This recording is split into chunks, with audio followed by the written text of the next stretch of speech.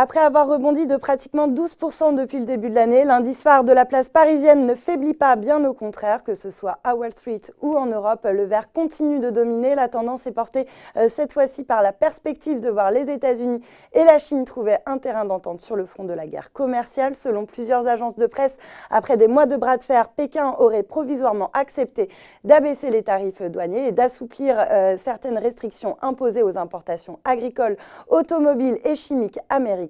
En échange de ces concessions, Washington supprimerait la plupart des sanctions commerciales imposées à la Chine l'année dernière. Dans ce contexte porteur, le CAC donc enchaîne une quatrième séance de hausse consécutive et s'adjuge 0,41% à 5 286 points après avoir testé un plus haut en séance à 5 310 points.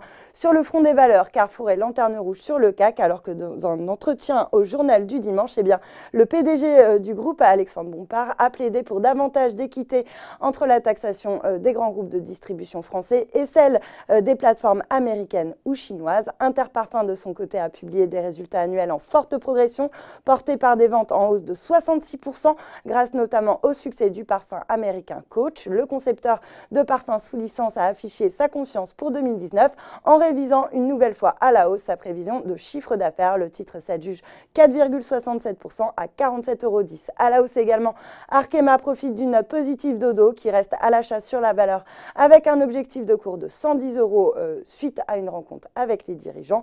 Et puis Air France KLM, de son côté, continue d'avoir du plomb dans l'aile, alors que la France et les Pays-Bas ont mis en place un groupe de travail sur l'avenir de l'entreprise après les fortes tensions déclenchées par la prise de participation surprise des Néerlandais. Casino est pénalisé par l'abaissement de sa recommandation à conserver contre acheté auparavant par Société Générale. Et puis à contre-courant du marché, Elior se distingue parmi les plus fortes baisses après l'annonce du départ du directeur général de la zone Amérique du Nord. Enfin, DBV Technologies profite d'un courant acheteur avant la publication demain de ses résultats annuels. Voilà, c'est tout pour ce soir, mais n'oubliez pas, toute l'actu éco et finance est sur Boursorama.